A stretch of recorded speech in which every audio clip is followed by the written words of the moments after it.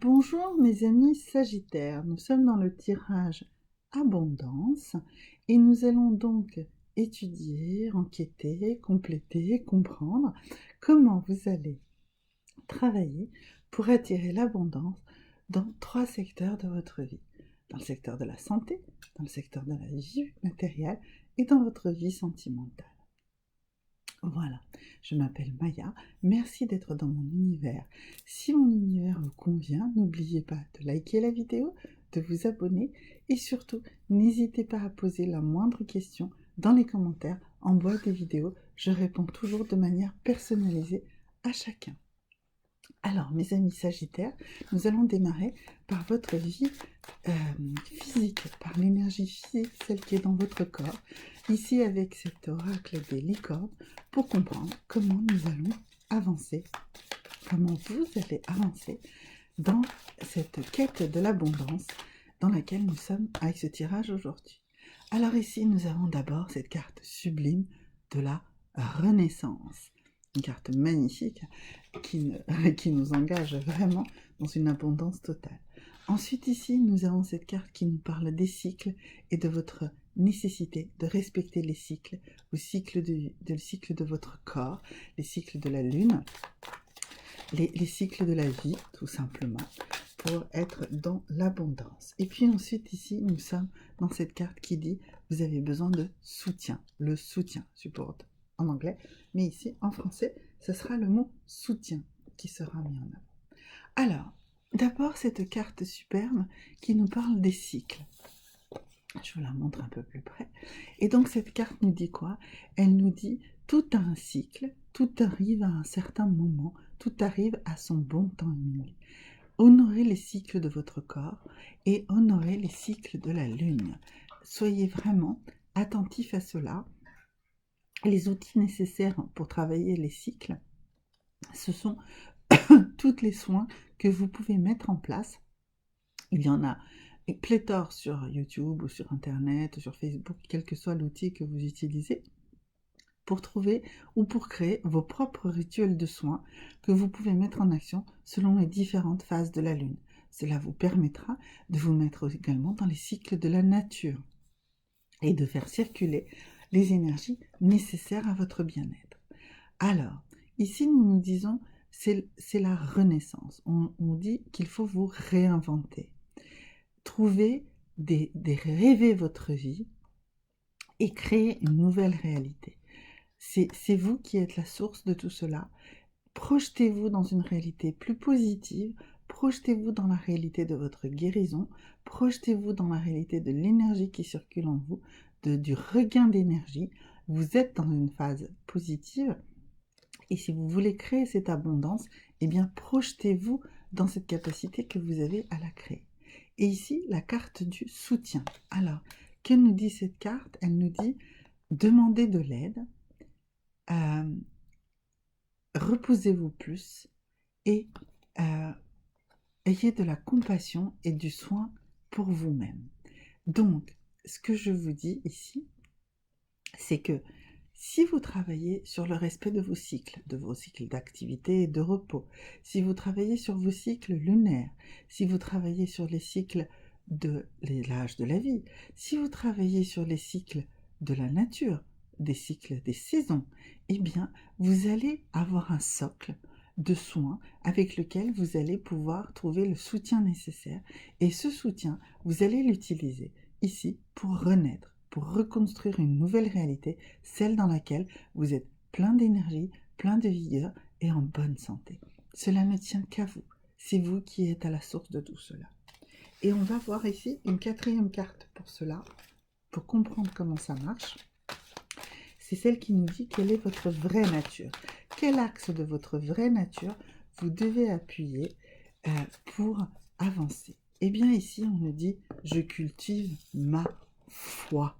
Alors la foi, vous la cultivez d'abord et avant toute chose en vous-même. Cultivez la foi, celle que vous souhaitez, celle dans la religion dans laquelle, si vous êtes dans une religion, mais si vous n'y êtes pas, cultivez tout simplement la foi en l'avenir, l'espoir, la foi dans les jours meilleurs, la foi dans le fait que vous avez cette capacité, vous, de créer l'abondance. Et là, nous sommes dans le secteur de la santé et c'est vous qui devez avoir foi en vous, foi en votre corps, foi en votre propre capacité de vous régénérer, de vous soigner. D'accord? On a dit, allez voir un petit peu tout ce qui concerne les soins, par exemple, avec les cycles de la Lune. Alors, ici, nous avons votre vie matérielle. Eh bien, nous avons tout de suite une carte qui est sortie, et donc nous avons la carte ici de la fertilité, voilà. Donc je pense que lorsqu'on est dans un tirage abondance, tirer la carte de fertilité est absolument une bonne carte. Ensuite, nous avons ici Diana, qui vous demande de vous, d'avoir vraiment comment dirais-je, un objectif bien précis et de vous mettre vraiment en ligne avec lui, de vous mettre dans cet objectif-là, de vraiment tout mettre, tous vos moyens dans cette orientation-là. Et la troisième carte, c'est la compassion. Alors, la Kuan Yin qui est la déesse de la compassion. Alors, déjà, nous avons ici cette carte de Diana qui nous dit vraiment, mettez-vous tous vos pensées, toutes vos actions, tout sur l'objectif. Mettez-vous en route pour votre objectif. Pourquoi? Parce qu'ici, nous avons la carte de la fertilité qui nous dit que c'est le moment. C'est le moment, toutes les graines que vous allez semer, tous les projets que vous allez entamer, eh bien, ils vont se mettre en action. Cela va fonctionner. Donc, on avait parlé tout à l'heure que ce que vous deviez avoir comme axe ici, c'était de cultiver votre foi. D'accord? Eh bien, ayez foi en vous, ayez foi dans le fait que c'est le bon moment de démarrer, que c'est le moment de la fertilité. Et puis, on nous dit aussi, il faut vous orienter vers la compassion. Cela veut dire quoi? Ne pas avoir de jugement envers vous-même, ni envers les autres, mais être dans l'amour et dans la compréhension. D'accord? Eh bien, si vous actionnez ces trois choses, bien, vous allez attirer l'abondance dans votre vie matérielle. Mettez-vous en route pour votre objectif. Ayez la foi que vous êtes dans le bon moment pour entamer tout ce que vous avez prévu d'entamer. Et surtout, ayez de la compassion.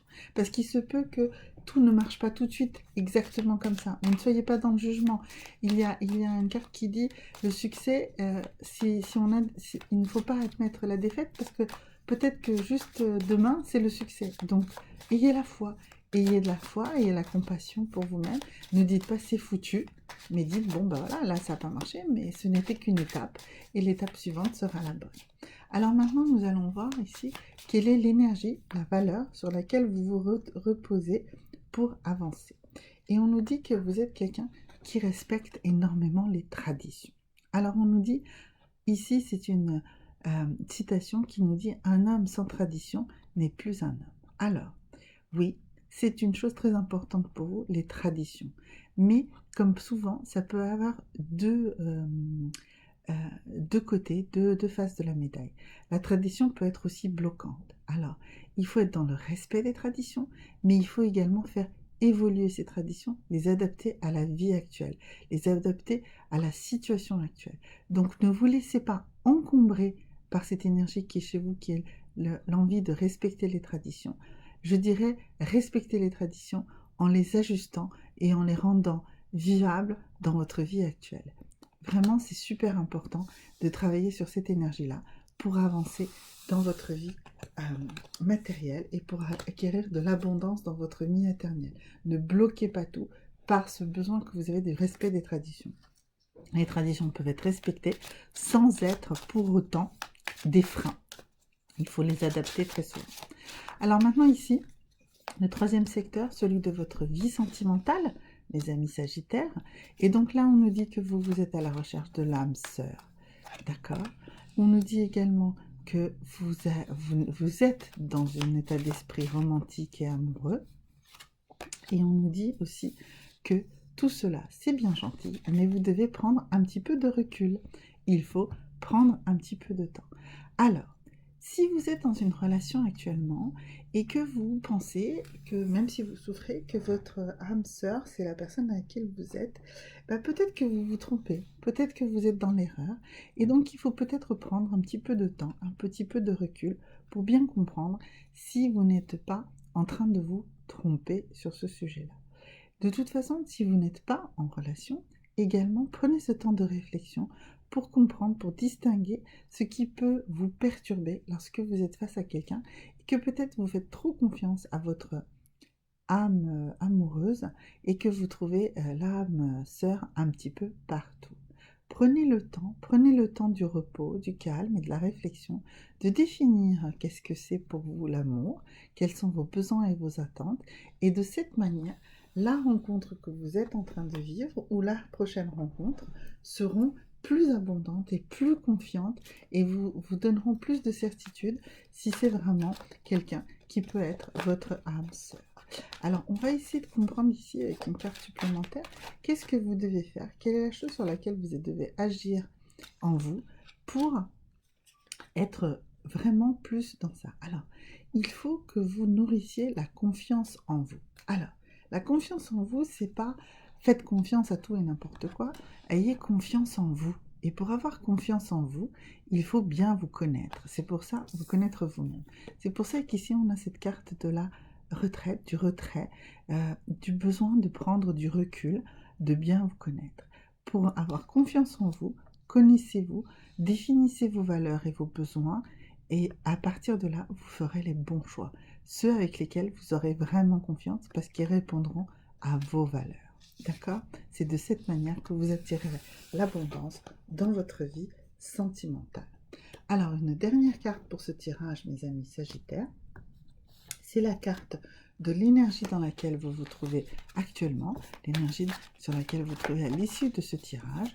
Et nous allons voir si c'est une énergie que vous devez cultiver ou que c'est une énergie que vous devez combattre. Alors, ici, nous sommes dans une énergie qui dit que la porte de l'abondance s'ouvre devant vous.